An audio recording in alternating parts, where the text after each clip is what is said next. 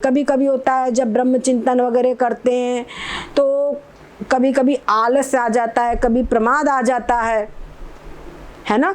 अरे संसार के अब इतने काम हैं, हमारे घर में शादी है, ये काम है, वो काम सब देखे कि ये करें, अब छोड़ो हटाओ, पहले ये काम निपटाओ, ये बात आ जाती है। पर ऐसे समय पर आप लोग ध्यान रखिए, अलर्ट हो जाओ। ये हमारा संसार का काम है, ये एक के बाद एक के बाद चलता ही रहेगा। ये जो संसार के काम है ये एक के बाद चलते ही रहेंगे। इससे छुटकारा कभी नहीं मिल सकता, इससे छुटकारा कभी भी नहीं मिल सकता। आप देख लो, एक के बाद एक कुछ ना कुछ चलता ही रहेगा। हमको चाहिए कि हम अलर्ट हो करके ये सब कार्यों को भी ये कार्य सब होने हैं। और जैसे भगवान ने कहा ना अर्जुन को कि निमित्त मात्रं भव सव्यसाचिन्, तुम निमित्त मात्र बनो। आरमचलं तदा तेभ्यो मुक्तो भवति तदा श्रुतिरपि। क्या कहते, शवाकारं यावत् भजति मनुजस तावत् अशुचि। हम लोग क्या कहते हैं, जो पवित्र वस्तु है उसको छूना चाहिए, अपवित्र वस्तु को नहीं छूना चाहिए।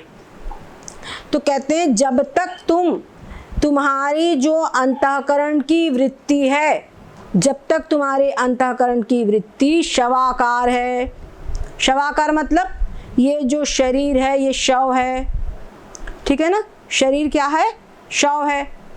ये शरीर रूपी जो शव है इस शव के आकार की है। शव जो है, शरीर क्या है, शव है। तो जब तक शरीर रूपी शव के आकार की है कि शव ही मैं हूं, शव के आकार की होना मतलब क्या है, शव ही मैं हूं, तब तक के तुम अपवित्र हो। अशुचि यानी अशुचि यानी अपवित्र हो। तब तक तुम चाहे जितने भी गंगा स्नान कर लो, बड़े बड़े तीर्थ कर लो, क्या कहते, 4 धाम यात्रा कर लो, बड़ी कठिन है, चाहे जो कुछ भी कर लो, बड़े बड़े यज्ञ कर लो, बड़े बड़े दान पुण्य कुछ भी कर लो, लेकिन तुम्हारा इस क्या है, सब तरीके से बोलते हैं भगवान की पूजा करते हैं और इस मल मांस मयो वपु को ये मैं हूँ इस प्रकार से हम पकड़े रखे हुए हैं, है ना। इसको ये मैं हूँ इस प्रकार से हम पकड़े रखे हैं। तो बताइए कि अगर हमारे हाथ में रक्त वगैरह कहीं छू जाए तो हम अपने हाथ को शुद्ध मानेंगे? बोलो, उसको हम शुद्ध मानेंगे क्या? नहीं मानेंगे। हम मानेंगे हमारा हाथ बड़ा गंदा हो गया, घिन लग गई, हाथ को धोना है, हाथ को धोए, बार बार साबुन से धो रहे तब भी गंदगी लगेगी। लेकिन ये सब मल मांस मयो वपु ही तो है। अंदर में क्या भरा है, जरा सी स्किन हट जाए, जरा सी स्किन हटे, देखो सिर्फ रक्त है, मांस है, मल है, यही सब कुछ है, यही सब कुछ है इसमें। और उसका जो पूरा पैकिंग है उसके ऊपर में चर्म रूपी आवरण बना हुआ है। उस आवरण से युक्त शरीर को हम बोल रहे हैं कि ये मैं हूं, ये मैं हूं। तो कहते हैं ये सबसे बड़ी अपवित्रता है, ये सबसे बड़ी अपवित्रता है। तुम सोचो कि हम बड़े शुद्ध हो जाए, गंगा स्नान कर लिया, बड़े शुद्ध हो गए, पर गंगा स्नान करने से आप शुद्ध हुए, परंतु अंदर में ये शरीर 3.5 हाथ का जो मल मांस मयो वपु है ये मैं हूँ, ऐसा अगर तुमने दिमाग में भर के रखा है, ऐसी तुम्हारी वृत्ति है, तो तुम कभी भी पवित्र नहीं हो सकते। और पवित्र कब होंगे? जब तुम वास्तव में जो हो, तुम जब वास्तव में जो हो उसमें जब आत्मबुद्धि करोगे तब तुम पवित्र होंगे। तो वास्तव में मैं कौन हूं? मैं इस शरीर का जो अधिष्ठान, जो चैतन्य आत्मा है वो मैं हूं, है ना। इसका जो अधिष्ठान, जो चैतन्य आत्मा है वो मैं हूं। तो जो चैतन्य आत्मा मैं हूं, समझ गए, जो चैतन्य आत्मा मैं हूं, ये जब मैं हूं, जब ये बुद्धि होगी तब जानो तुमने शरीर का त्याग किया है, समझ गए। तब तुम समझो ये अपवित्र जो भांड है, पूरा मल मांस है, इसको तुमने त्यागा है। जब इसका तुम त्याग करोगे तब तुम वास्तव में पवित्र होंगे। समझ रहे? उसके बिना तुम किसी प्रकार से पवित्र नहीं हो सकते। भगवान श्री कृष्ण का नहीं ज्ञानेन सदृशं पवित्रमिह विद्यते, ज्ञान से बढ़ करके कोई भी पवित्र चीज वस्तु यहाँ नहीं है। ज्ञान सबसे श्रेष्ठ है, ज्ञान सबसे पवित्र है।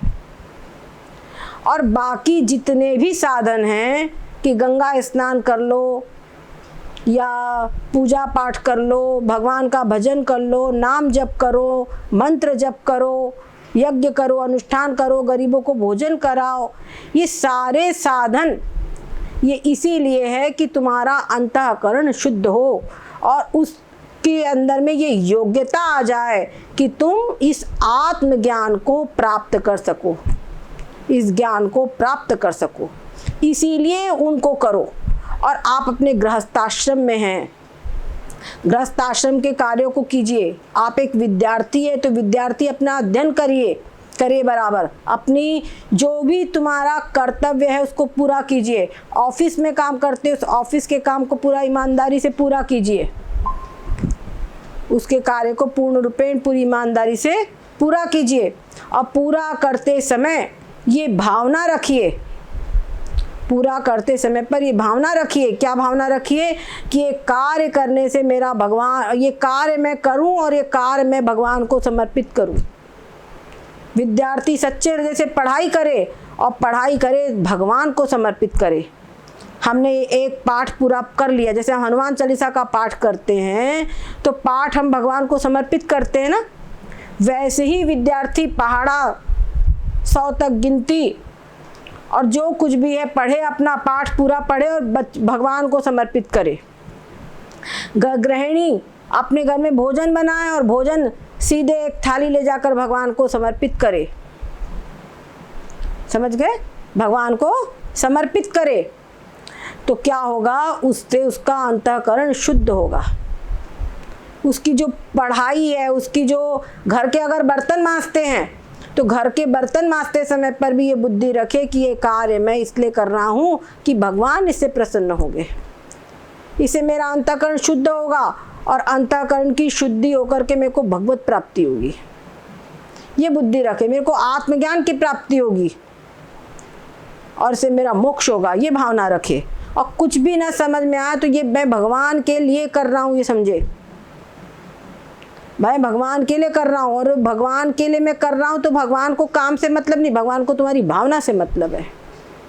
और काम तुम पूरी ईमानदारी या शुद्धि पूर्वक करो। काम के से मतलब नहीं, मतलब तुम बेईमानी कुछ भी काम करो वो नहीं, पूरी शुद्धि पूरी ईमानदारी साथ में वो काम करो और भगवान को समर्पित कर दे। भगवान मेरे को आप ये कार्य, मेरा ये कार्य आपको समर्पित है। क्या समझे? इसका फल ये होता है कि उसको आत्मज्ञान की अंतःकरण में योग्यता आ जाती है। समझ गए? उसके अंदर में आत्मज्ञान की योग्यता आ जाती है और जब आत्मज्ञान की योग्यता आ जाती है तब वो वास्तव में आत्मज्ञान जब प्राप्त कर लेता है तब वो वास्तव में पवित्र होता है, तब वो वास्तव में शुचि होता है। समझ गए? तो हमारे ये भी आत्मज्ञान की साधना ही है। जो भी हम कार्य कर रहे हैं ये हम भगवान के लिए कर रहे हैं, या जो हम लोगों को अब आत्मज्ञान की कुछ सुलझाव मिल गया है वो हम ये भावना करें कि ये जो कार्य हम कर रहे हैं, जो ये काम कर रहे हैं, ये शरीर के द्वारा कार्य हो रहे हैं, मुझ आत्मा के द्वारा ये कोई कार्य नहीं होते हैं। ये कार्य करना शरीर का धर्म है, मुझ आत्मा का धर्म नहीं है। समझ गए? तो जो शरीर है ये शरीर के द्वारा कार्य हो रहा है बस, और मैं आत्मा कोई कार्य नहीं कर रहा हूँ, मैं भोगता हूँ, मैं करता हूँ। जब इस प्रकार की भावना रखते हुए वो सारे कार्य करेगा तो क्या होगा? उसको उस अनुसार फल मिलेगा और आत्मनिष्ठा उसकी भरेगी, आत्मनिष्ठा उसकी पुष्ट होगी। और जब आत्मनिष्ठा पुष्ट होगी तो धीरे धीरे ये जो शरीर निष्ठा है, शरीर मैं हूँ, ये निष्ठा धीरे धीरे अपने आप ही छूटती जाएगी। और जब ये निष्ठा छूट जाती है, क्या कहते? परेभ्य स्यात् क्लेशो जनन मरण व्याधि निलय। जब तक के ये इस ये जो शरीर है क्या मिट्टी है, ये मृतक है। इस मृतक रूप शरीर के अंदर में जब तक इसको आसक्ति रहती है, तब तक इसको आसक्ति रहती है, तब तक के क्या होता है, ये जन्म मरण के बंधन में जाता है। एक दिन जन्मना, एक दिन मरना, इस बंधन में जाता है। और जब जन्मेगा मरेगा तब सूतक इस पे लगता रहेगा, ठीक है। जब जन्मता मरता ये रहेगा, सूतक इसमें लगता रहेगा। और फिर क्या होगा, जब जन्मेगा मरेगा तो बीच की सब व्याधि है ना, राग द्वेष आदि सबका ये निलय, सबका ये क्या कहते, सबका आश्रय बना रहेगा शरीर। जन्म मरण व्याधि आदि का सबका आश्रय बना ही रहेगा। और यदात्मानं शुद्धं कलयति शिवाकारमचलं, और जब ये समझता है कि मैं शिव स्वरूप कल्याण स्वरूप आत्मा हूँ, जो मैं सदैव शुद्ध हूँ, जो मैं शुद्ध बुद्ध सबका जानने वाला चैतन्य आत्मा हूँ, मैं जन्म और मरण से समस्त व्याधियों से रहित हूँ, ऐसा जब ये अपने आप को समझता है, ऐसा जब ये अपने आप को अनुभव करता है, तब क्या होता है, तब क्या होता है, ये शिवाकार, मैं शिव स्वरूप कल्याण स्वरूप आत्मा हूँ, ऐसा जब ये अनुभव करता है, तब क्या होता, तदा तेभ्यो मुक्तो, तब वो जन्म मरण व्याधि जो है उन सब से मुक्त हो जाता है, उन सब से मुक्त होता है। तदा तेभ्यो मुक्तो भवति, उनसे मुक्त हो जाता है। कि ये बात तदा श्रुतिरपि, ये बात श्रुति में भी कही गई है, ऐसी बात हम ही नहीं कह रहे हैं। हो सकता है तुम बोलो कि तुम कैसे, तुमने कहाँ से कहा, इस बात को कोई प्रमाण, किसने कहा, तुम लोग कोई बात बताओ तो हम बोलते हैं ना किसने कहा, कहीं भी अपने मन से लगा रहे हो, होता है ना। तो हो सकता है भाई जिज्ञासु के मन में कहीं से लगा रहे हो, तो बोलते नहीं, ऐसा श्रुति भी कहती है। श्रुति मतलब वेद उपनिषद, समझ गए, श्रुति भी ऐसा कहती है। इसीलिए अपने जीवन की देखो, जो व्यक्ति है वो व्यवहारिक जीवन के कल्याण के लिए सब कुछ कर रहा है, हमारे बच्चे बड़े हो जाए, हमारा अच्छी सर्विस लग जाए, मकान बन जाए, व्यवहारिकता के लिए सब कुछ कर रहा है, लेकिन जिस चीज के लिए उसको करना चाहिए उस चीज के लिए कुछ नहीं कर रहा है, समझ रहे, उस चीज के लिए कुछ भी नहीं कर रहा है।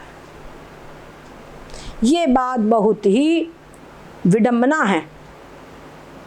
तो हमको बहुत जागरूक, कभी कभी होता है जब ब्रह्म चिंतन वगैरह करते हैं तो कभी कभी आलस आ जाता है, कभी प्रमाद आ जाता है ना। अरे संसार के अब इतने काम हैं, हमारे घर में शादी है, ये काम है, वो काम सब देखे कि ये करें, अब छोड़ो हटाओ, पहले ये काम निपटाओ, ये बात आ जाती है। पर ऐसे समय पर आप लोग ध्यान रखिए, अलर्ट हो जाओ, ये हमारा संसार का काम है, ये एक के बाद चलता ही रहेगा। ये जो संसार के काम है ये एक के बाद चलते ही रहेंगे, इससे छुटकारा कभी नहीं मिल सकता, इससे छुटकारा कभी भी नहीं मिल सकता। आप देख लो, एक के बाद एक कुछ ना कुछ चलता ही रहेगा। हमको चाहिए कि हम अलर्ट हो करके ये सब कार्यों को भी ये कार्य सब होने हैं। और जैसे भगवान ने कहा ना अर्जुन को कि निमित्त मात्रं भव सव्यसाचिन,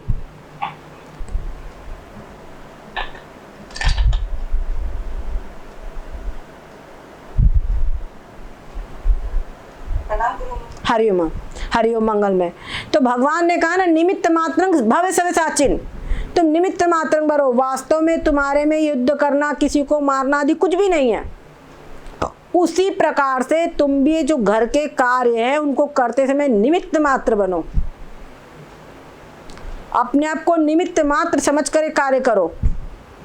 ये बच्चे की शादी है, ये है वो, हमारे निमित्त मात्र बन करके सब कार्य करते जाओ, समझ गए, निमित्त मात्र बन करके कार्य करते जाओ। मुझ आत्मा में ये कोई कार्य करना नहीं है। शरीर है और ये सब पूरा एक परमात्मा का जैसे सब प्लानिंग है, उसमें ये कार्य शरीर के द्वारा होना, ये शरीर इसमें निमित्त बनना है, निमित्त बनना और कार्य करो, समझ गए। आप देखेंगे उन कार्यों को करते करते भी आपके अंदर की जो शांति है वो भंग नहीं होगी, शांति मतलब ये जो आत्मचिंतन से आपको शांति प्राप्त हुई है, वो शांति को आप कुछ अनुभव करते हैं कि नहीं करते? ये शांति आपकी बनी रहेगी। और मान लीजिए आप सवेरे 20 मिनट चिंतन करते हैं, क्या समझे, सुबह शाम 20-20 मिनट ही चिंतन करते हैं, लेकिन आप ये अनुभव करोगे कि वो चिंतन करने के बाद दिन में भी कुछ हो रहा है और भी कुछ अनुभूतियाँ आएगी आपकी। समझ गए? उस चीज को हमको प्राप्त करना है। समझ गए? ये चीज में आलस्य न करें, इस चीज के अंदर में सावधान होने की बहुत आवश्यकता है। ये बात हमको खूब अच्छी तरीके से ध्यान रखनी है।